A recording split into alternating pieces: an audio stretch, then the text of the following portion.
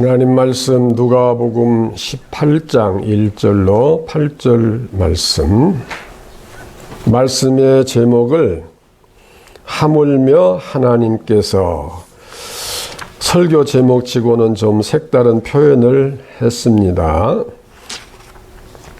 본문에 있는 말씀 그대로 표현, 7절의 말씀, 하물며 하나님께서 그 밤낮 부르짖는 택하신 자들에 이렇게 기록되어 있는데, 그 일부분을 따서 제목을 삼고, 이 제목을 제가 강조해서 반복해서 말씀드리는 것은 다른 건 다 기억 못 하시더라도 제목을 오래오래 기억해 주시면 좋겠다. 오래오래가 어느 정도 오래오래냐 하면은 천국에 가시는 순간까지 기억해 주시면 참 좋겠다. 그런 마음으로 이 말씀을 준비했고, 또 이 말씀을 그런 간절한 마음으로 드리고자 합니다. 그런데 이 말씀을 길게 드릴 필요가 없을 것 같아요.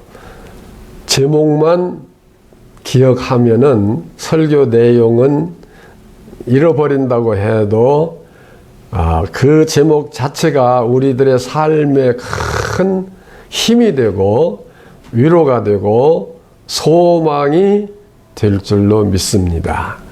하물며 이 말의 뜻을, 단어의 뜻을 말씀드리려고 하는 것이 아니라 이렇게 적용을 한번 해보겠습니다. 탕자가 집에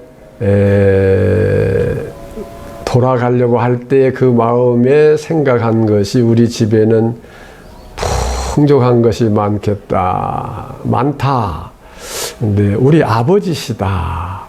그런데 우리 집에 있는 품꾼들도, 그 당시 표현으로 말하면은 종들도 배불리 먹고 잘 지내는데, 내가 돌아갔을 때 우리 아버지께서 어떻게 하실까?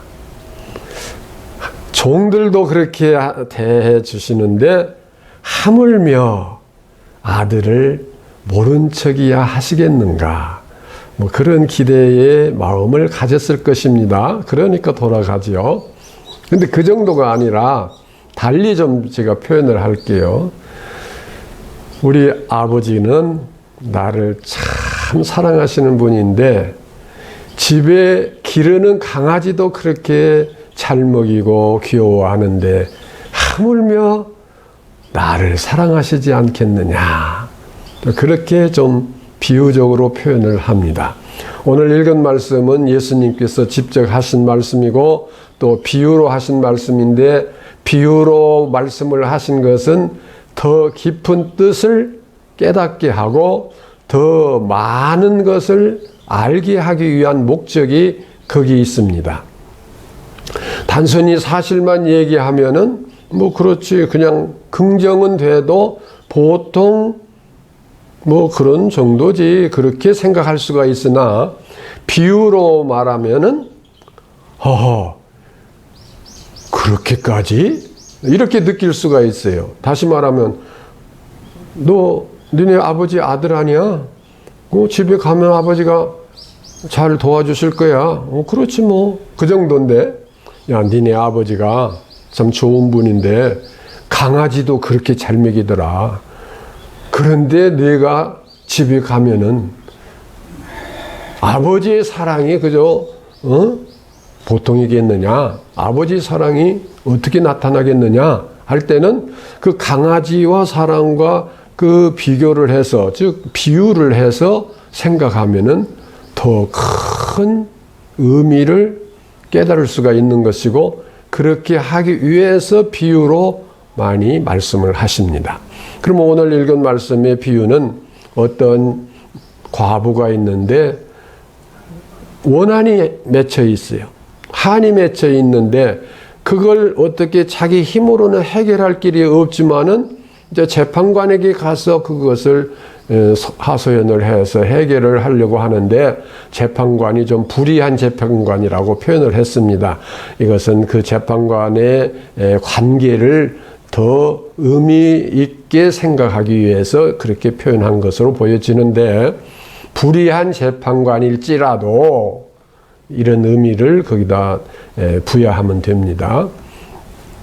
밤낮 와서 부르짖으니까 자기의 가족도 아니고 자기 식구도 아니고 친척도 아니고 친구도 아닌 그저 남다른 남인데도 와서 밤낮 부르짖으니까 귀찮아서라도 그 소원을 들어준다는 표현입니다. 이거 다 비유죠? 그 비유는 더 깊은 뜻을 그 속에 담고 있다. 하물며 너희 아버지이신 너희를 창조하시고 너희의 생사 화복을 다 주관하시는 그런 아버지께서 그 밤낮 부르짖는 소원, 그 기도를 들어주시지 않겠느냐, 이런 표현입니다. 그러니까 이러한 그 비유로 말씀을 하시는 것은 아까도 비유의 의미를 말씀드렸지만은 기도하다 보면은 하나님께서 들어주시기도 하고 안 들어주시기도 하고 그러시지. 그런 하나님이 아니시다 이거예요. 뭐 하시는 하나님이요? 어떠한 관계의 하나님이시요? 반드시 들어주신다. 불의한 재판관도 들어주는데 하물며 하나님께서, 여기서 다 설명할 필요가 없지만은 공의로우시고 자비로우신 그 하나님께서 자녀의 소원을 들어주시지 않겠느냐, 그런 표현이고, 이 말씀은 우리가 무엇이든지 하나님께 기도하면 이루어 주신다는 말씀인데, 여기서 좀 또 우리가 깊이 생각해야 할 것은 마지막에 그런 표현을 했잖아요. 그러나라는 표현이 있습니다. 그러나는 조건부가 달린 표현이라고 할 수 있어요. 예외가 있을 수 있다는 것입니다. 인자가 올 때에 세상에서 믿음을 보겠느냐 하시더라. 인자가 올 때는 주님이 구름 타고 오실 그때만을 말하는 건 아닙니다. 주님이 내 중심에 오셔서 나를 인도하시고 나의 삶을 주관하시고 내게 믿음을 주셔서 이끌어가는 그것도 주님이 내게 오시는 때나 똑같은 것입니다. 그러나 또 분명한 것은 몇 년, 몇 월, 며칠, 몇 시에 주님이 다시 오시는 그때, 그것을 제가 지금 부정하는 것이 아니라 그때는 분명히 그때가 있지만은 그때 이전이라도 지금 우리에게 와 계시는 주님이십니다.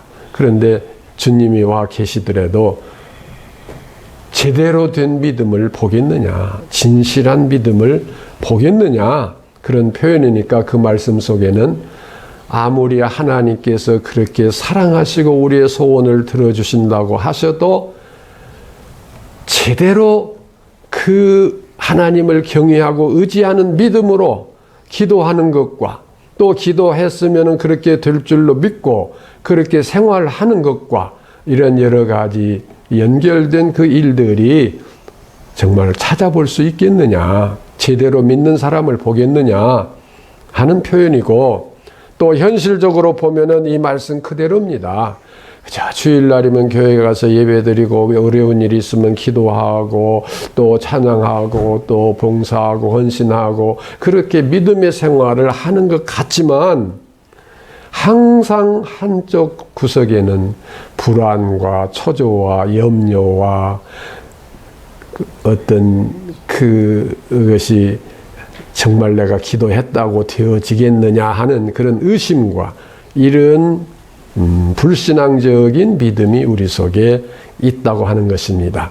그러면 주님께서 이렇게 하신 말씀은 그러지 말고 확실하게 믿으라. 철저하게 믿으라. 철저하게 믿는다는 것은 그렇게 생활하는 것을 말함입니다.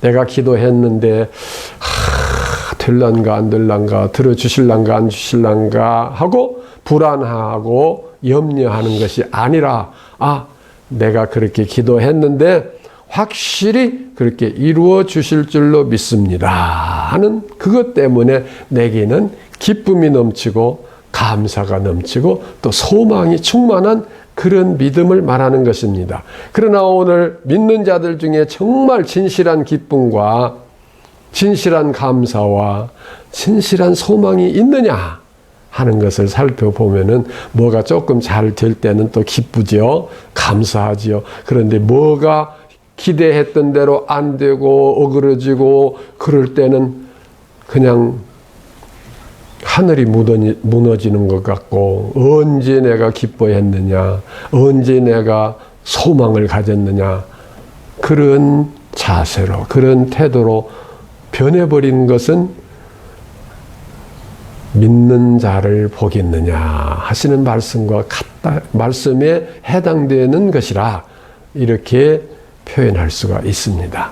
그러면 제가 오늘 제목을 강조한 뜻은 아무리 내가 기도한 대로 안 되었다고 해도 정반대로 뭐가 실패로 나타났다고 해도 하물며 하나님 아버지께서, 나의 아버지께서 그걸로 끝내시겠느냐, 그런 생각을 거기에 곁들여서 해보자고 하는 것입니다. 오늘 꼭 되어야 되고 꼭 되어질 걸로 믿고 그렇게 기도했는데 안 됐다 이거예요. 그러면 실망하고 낭망할 수 있는데 그러지 말고 하물며 하나님께서 오늘 안 이루어 주셨다고 이것을 모르시겠느냐? 내 기도를 안 들으셨겠느냐? 하나님의 계획이 없으시겠느냐? 하물며 하나님께서 그러시겠느냐? 하물며가 여기 중요한 하나의 포인트가 되는 것입니다. 하물며를 제대로 알면은 아무리 실패를 했어도 아무리 어려운 곤경에 빠졌어도 하나님께서 하물며 이대로 끝내시겠느냐 해서 기대하고 소망을 갖게 되고 그 소망 속에 감사를 갖게 되는 것입니다. 그런데 또 이런 경우를 우리가 생각해 봐야 됩니다. 내가 진심으로 기도했는데 기도의 내용이 좀 비유로 또 설명하겠습니다. 철없는 어린 아이가 엄마가 부엌에서 칼을 가지고 요리를 하는데 그 칼이 참 잘 들고 색깔이 반짝반짝 빛이 나고 참 좋거든요. 그러니까 어린 아이가 이제 서너 살 먹은 아이가 엄마 그 칼 다 주세요. 나도 소꿉놀이 할 때 그 칼로 할래요. 애들 칼은 다 플라스틱 칼 그런 걸로 소꿉놀이 하는 장난감들이 돼 있잖아요. 그런데 실제 칼을 부엌에서 엄마가 쓰는 그 칼을 달라고 애원을 하면은 주겠어요? 안 주겠어요? 그 칼을 주면은 어떻게 되겠어요? 그 칼로 애들이 크게 다치겠지요. 예. 근데 혹시 계모는 줄란지 모르지만 하물며 친엄마가 주겠느냐? 이제 거기다 하물며를 제가 넣습니다. 계모도 안 줄 텐데 하물며 친엄마가 주겠느냐? 다시 말하면 우리의 기도가 내 허영심과 내 욕심과 내 교만을 채우기 위한 위장된 기도일 때는 마귀 같으면 줄 수 있겠지만 하물며 하나님께서 주시겠느냐? 우리는 그것을 생각해야 됩니다. 내 기도가 진심으로 하나님께서 기뻐하시는 기도냐? 기뻐하시지만 지금 당장 이루어 주시면 좀 곤란한 그런 기도냐? 시간을 두고 때가 되면 이루어 주셔야 할 그런 기도냐? 이것도 우리가 판단할 줄 알아야 되고 그런 지혜가 있어야 되는 것입니다. 결론은 지금 안 이루어졌어도, 지금 실패했어도, 지금 내가 아주 어려운 곤경에 처해 있어도 진심으로 하나님이 기뻐하시는 내용이라면은 때와 기한이 되면은 하나님께서 이루어 주시는데, 불의한 재판관이라도 들어주는데 하물며 의로우신 나의 친아버지이신, 내가 그런 표현을 가끔 하지요. 하나님이 친아버지요 당숙이요 삼촌이요. 삼촌도 당숙도 먼 친척도 들어줄 텐데 하물며 나의 친아버지께서 들어주시지 않겠느냐. 그러니까 중요한 것은 하나님께서 기뻐하시는 것을 우리가 기도해야 되고, 그 기도는 그냥 애원 안 해도 됩니다. 예를 들어서 아이들이 엄마 배고파요 하면은 이미 주려고 준비해 놨어요. 냉장고에도 있고 어디에도 있고 있는데 줄 때가 됐으면은 주지요. 그런데 금방 아침 먹고 아직 배가 터지려고 하는데 엄마 배고파요 빨리 뭐 주세요 하면은 좀 기다려, 시간 되면 줄게. 그럴 수 있듯이 하나님께서는 나보다 더 잘 아시니까 지금 이것을 주시면 좀 안 좋고 어느 정도 시간이 지나서 그 때에 주어야 합당하다. 그러실 때도 그렇게 하시지 않겠어요? 그렇다면 우리는 기다릴 줄도 알아야 되고, 기다릴 줄 아는 것은 기쁨이 동반하는 것이고 희망, 소망이 거기에 동반하고 그 속에 항상 감사가 들어있는 것입니다. 오늘 제목이 뭐예요? 하물며 하나님께서는 하나님이라고 하는 단어를 생각 못하고 잊어버리셨더라도 하물며 그것만 잘 기억하면은 하나님께서는 저절로 기억될 줄로 믿습니다. 우리는 그러한 사람입니다. 그런 하나님의 자녀입니다. 다만 하나님께서 기뻐하실 일들만 찾아서 하면 걱정할 일이 없어요. 잠언서 기자가 그랬잖아요. 내가 죽기 전에 꼭 이루어 주십시오. 두 가지. 첫째는 뭐예요? 내게서 거짓과 허탄을 멀리하게 해주시고, 다음은 나를 가난하게도 마옵시고 부하게도 마옵소서. 왜?